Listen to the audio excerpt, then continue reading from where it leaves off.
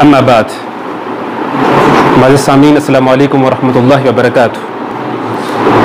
सबसे पहले तो मैं कश्मीर यूथ काउंसिल उनके ज़िम्मेदारान और बाकी जितने भी कारकुनान हैं उनको मुबारकबाद पेश करता हूँ कि कश्मीर की नाजुक सूरत हाल में इन्होंने एक अच्छा सेमिनार का इनेकाद किया, बहुत से अहबाब को बुलाया और एक डिस्कशन का मौका दिया कि हम अपनी गुफ्तगू कर सकें। सन 2000 से लेकर 2015 तक हम कश्मीर के हवाले से रैलियाँ भी करते रहे, सेमिनार भी किए, जलसे जुलूस भी किए, अच्छा खासा वर्क किया। तो उसके बाद कुछ मौका मिला सोचने का, समझने का, थिंकिंग का।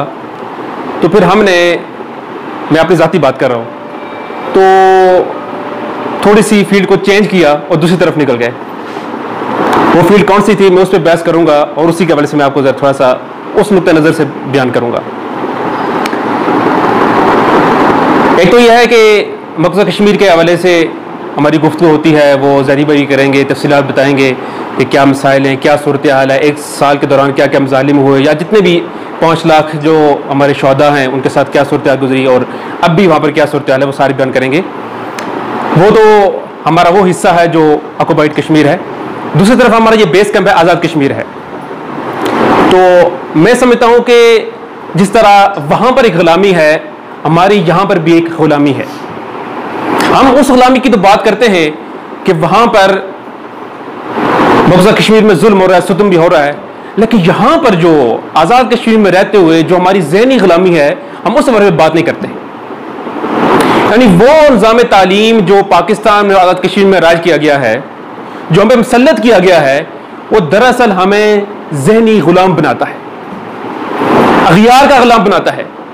वो यकीन जानिए कि जब से पाकिस्तान आज़ाद हुआ है हम उसी निज़ाम तालीम के तहत चल रहे हैं, और शायद यही वजह है कि हम नस्ल दर नस्ल गुलाम बनते जा रहे हैं। वो कभी इस बारे में हमने सोचा भी नहीं। आप जरा गौर करें, आप डेवलप्ड कंट्रीज को देखें कि वो अपने निज़ाम तालीम में कभी भी कोई नजरिया मुसल्लत नहीं करते हैं। वो तालिब इल्म को खुला छोड़ते हैं, उनको आज़ादी देते हैं कि वो जो मर्जी है नजरिया इख्तियार करें, जो मर्जी है वो थ्योरी इख्तियार करें, और सोच समझ के वो जिस फील्ड में जाएं तो सोच समझ के जाएं, अपने शौक के मुताबिक जाएं। लेकिन हमारे यहां पर यह है कि हमारा निज़ाम तालीम ऐसा है कि वो हमें मुकम्मल तौर पर अपाहज कर लेता है। हम अपने तौर पर सोचते नहीं हैं, हमें जो सोच दी जाती है उसी को लेकर चलते हैं। और मैं समझता हूं कि सबसे बुनियादी तौर पर हम मसला यही है। और यकीन जानिए कि उस वक्त से लेकर अब मैं इसी पे निज़ाम पे काम कर रहा हूं।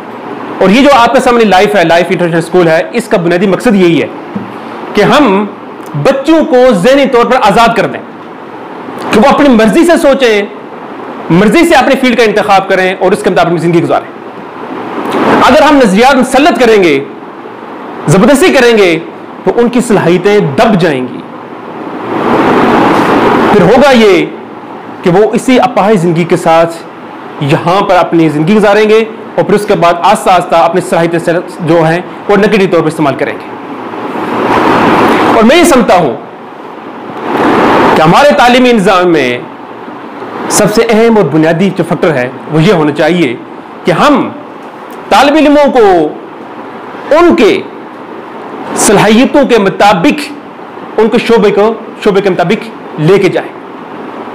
अल्लाह ताला ने हर एक इंसान के अंदर सलाहियतें रखी होती हैं, खूबियां रखी होती हैं। अब उन खूबियों को जानना, उसके मुताबिक जिंदगी का इंतखाब करना, यह असल में काम होता है और ये हम करने जा रहे हैं। हमारा ये प्रोग्राम है कि हम तालिब इल्म को आगाज से ही उसकी हम सलाहियतें, खूबियों को उबारें, ठीक है जी। उसको जो पैशन है उसके मुताबिक हम उसको प्रोफेशन की तरफ ले जाएं, और उसके साथ साथ फिर हम किरदार साजी के हवाले से, तालीम और तरबियत के हवाले से पूरा एक प्लान बनाएं। अब ये नहीं हो सकता कि हम तालीम तो दें, आज़ाद नजरिया भी दें, लेकिन उसकी तरबियत ना हो, कैरेक्टर बिल्डिंग ना हो, फिर वो इंसान मार खा जाता है।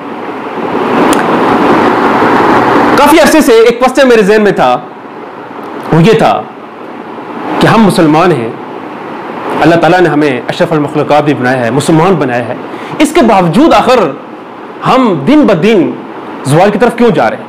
यकीनन आपके ज़हन में भी ये सवाल आता होगा। शायद मुझे इस सवाल का जो जवाब है यहाँ पर नहीं मिल सका, लेकिन जब मुख्तलिफ ममालिक में मुझे घूमने का मौका मिला, गैर मुस्लिम कंट्री में भी गया, तो मुझे मालूम हुआ कि आज जो डेवलपमेंट यूके, यूएसए, ऑस्ट्रेलिया या चाइना में है, वो इस वजह से है कि उन्होंने अपने दरमियान या अपने अंदर दो खूबियां पैदा की हैं, और जो फर्द भी, जो माशरा भी, जो मुल्क भी उन दो खूबियों को अपना लेता है तो रब ताला दुनिया में उसको नवाजता है जी। चाहे वो जविश हो, चाहे वो क्रिश्चियन हो, चाहे वो हिंदू हो, जिस मसले से भी हो, जो बेखुदा को ना भी मानता हो, तो रब ताला उसको देता है।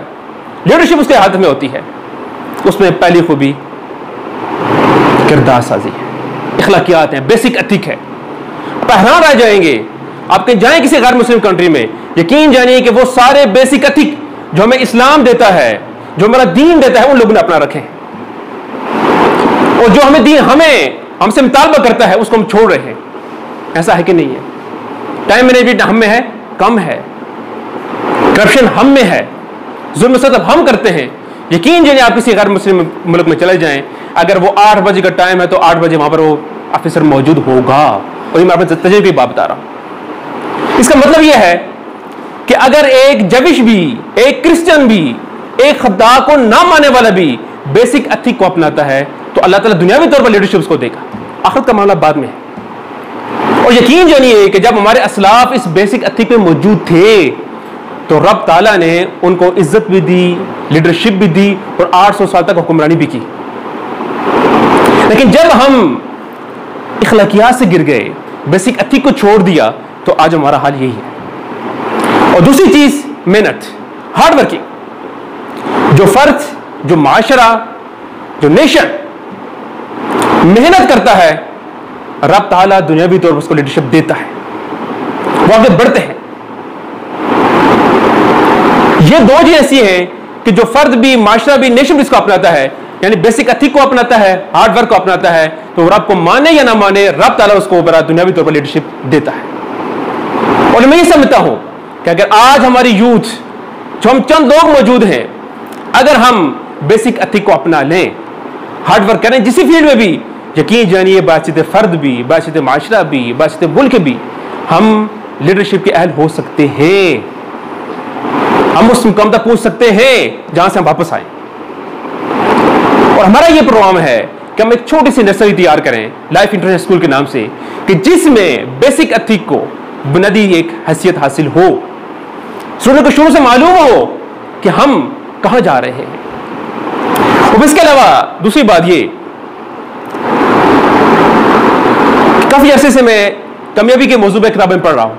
आप उठा के देख लें, मुख्तलिफ लोगों के मोटिवेशनल स्पीकर आपने सुने होंगे, वो बात करते हैं कामयाबी की, फला फला फला फला। अच्छा, जब मैं उसको कंपेयर करता हूं अपने इस्लामिक वैल्यूज के साथ, यकीन जानिए कि यूके, यूएसए वालों ने, टोनी रॉबिन्स ने जितनी भी चीजें लिखी हुई हैं वो हमें दीन इस्लाम में सारी मिल जाती हैं सारी। यकीन जानिए, एक किताब है, शायद आपने उसका नाम सुना होगा, किसी ने पढ़ी भी होगी, 7 habit of highly effective people. किसी ने पढ़ी है? शायद बराबर में ये बुखारी साहब ने क्या पढ़ी होगी। बड़ी मशहूर किताब है, यानी इस वक्त मिलियन तौर पर उसकी काफी फरोख्त हो चुकी हैं। इसी तरह और भी है, 5-6 किताबें हैं जो मुझको पढ़ा है। फिर उसको मैंने कंपेयर किया इस्लामी वैल्यूज के साथ। मैं इसमें आर्टिकल भी अभी शाये होंगे, मैं उसमें भी लिख रहा हूं। यकीन जानिए कि उन्होंने वही चीजें लिखी हैं जो हमारे दीन की बेसिक वैल्यूज हैं, उन्हीं को उन्होंने लिखा हुआ है, सिर्फ अपने अंदाज से लिखा हुआ है। और उन वैल्यू को लेके भी हम वर्कशॉप भी करवाते हैं, फिर हम सेमिनार भी कराते हैं। हाँ जी, आज 7 हैबिट ऑफ हाईली इफेक्टिव की बात करते हैं, फलां की बात करते हैं, फलां की बात करते हैं। और अगर हम अपने असलाफ को देखें, अपनी तालीमात को देखें, वो सारी समय मिल जाती है। और मैं समझता हूं कि जब हम तालिब इल्म को उस किरदार से गुजारेंगे, उन अखलाकियात से गुजारेंगे, उनको मेहनत से गुजारेंगे, तो आस्ता आस्ता जब वो किसी फील्ड में जाएंगे तो इंशाअल्लाह अज़ीज़ मुझे उम्मीद है कि वो माशरे के मौसर तरीन अफराद होंगे। और सिर्फ यहाँ पर भी नहीं बल्कि आखिरत में भी इंशाअल्लाह अज़ीज़ वो फलाह कामयाब ठहरेंगे। और मैं आपको दावत फिक्र देता हूँ, वो ये कि हमने अपने हिस्से की शमअ जलानी है। ये बड़ी अहम बात है। कभी कि हम सोचते हैं कि हम पूरी दुनिया में इनकलाब लेके आ जाए, और अभी जनाब कोई एक बटन दबे और इनकलाब आ जाए। ये कभी भी नहीं हुआ है। आप में से अर्तुगरुल को देखता है? किसी देखा भी होगा शायद, नाम तो सुना होगा। ठीक है जी। इसके आप 3 अदवार देखें, एक अर्तुगरुल का दौर है, उसके बाद उस्मान है, उसके बाद और खान है। अर्तुगरुल का जो किरदार है वो सुल्तान उस्मानिया में 10% है। उसके बाद जो उस्मान है उसका सुल्तान उस्मानिया में 10% है। 80% और खानदान का है। और का नाम आपने सुना है? नहीं पढ़ा तो आप सुल्तान उस्मानिया जरूर पढ़िएगा। आपको मालूम होगा कि किसी इंकलाब लाने के लिए नस्लें कुर्बान करनी पड़ती हैं, और आप ये कहें कि हम चंद बंदे उठे और कल ही इंकलाब आ जाए, ऐसा नहीं होता। ये बहुत मेहनत तलब काम है, कुर्बानियां देनी पड़ती हैं। मकबूजा कश्मीर की तरह 5 लाख लोगों को शहीद करना पड़ेगा, तब जाकर आगे इंकलाब आता है। तो 80% जो रोल है सुल्तान उस्मानिया का वो और खान का। इस और खान का आपने तहरीक पढ़नी है, आपने ये किस अंदाज से पढ़ा है। बल्कि और खान ने अपने वालिद के नाम पर सुल्तान उस्मानिया कायम की थी, तो इन सब की कुर्बानियां थी, उसके नतीजे में जो उस्मानी सुल्तानत कायम हुई। तो कहने का मकसद यह है कि हमें कुर्बानी देनी पड़ेगी। शायद मैं और आप हूं, आज हम कुर्बानी देंगे तो कल आने वाले लोग उसका फायदा उठाएंगे। आज हम अपने हिस्से की शम्मा जलाएंगे, आज हम थोड़ी सी कुर्बानी, आज हम सेक्रीफाइस करेंगे, तो कल आने वाले लोग फायदा उठाएंगे। और आज अगर मैं और आप हाथों पे हाथ धर के बैठ जाएंगे, मसीह अलैहिस्सलाम का इंतजार करेंगे, महदी अलैहिस्सलाम का इंतजार करेंगे, वो आएंगे और हमें लेके आगे चलेंगे, तो मेरे ख्याल में हमारे लिए बड़ा मुश्किल हो जाएगा। फिर आने वाली नस्लें कुर्बानियां देंगी, फिर आगे फायदा उठाएंगे। इसलिए अपने हिस्से का काम मुख्तसर सा भी हो, जो आपके जिम्मे हो, वो आप कर दिया करें। और आखिर में एक बात इमाम उद्दूदी की मुझे बहुत बहुत अच्छी लगती है। उन्होंने एक बहुत जबरदस्त बात कही थी। उन्होंने कहा कि हम दीन के दिहाड़ीदार मजदूर हैं, हम दीन के दिहाड़ीदार मजदूर हैं, ठेकेदार नहीं है। मजदूर का यह काम होता है कि वो अपने हिस्से का काम करता है। बाकी तामीर कब होती है, बिल्डिंग तामीर कब होती है, कितना टाइम लगता है, ये उससे कोई परवाह नहीं होती है। बस कश्मीर यूथ काउंसिल भी यही कर रही है, हमारी लाइफ फाउंडेशन भी यही काम कर रही है कि अपने हिस्से का हम काम कर जाएं। बाकी रब ताला के ऊपर है कि वो कब तक यहां पर इस्लाह लाता है, कब तक हमें हमारी डिशम हमें पर आती है, वो उसका काम है। हमें अपने हिस्से का काम करना है। अल्लाह ताला से दुआ है कि हम हमारे इल्म अमल में बरकत दे। जज़ाकुमुल्लाह खैर।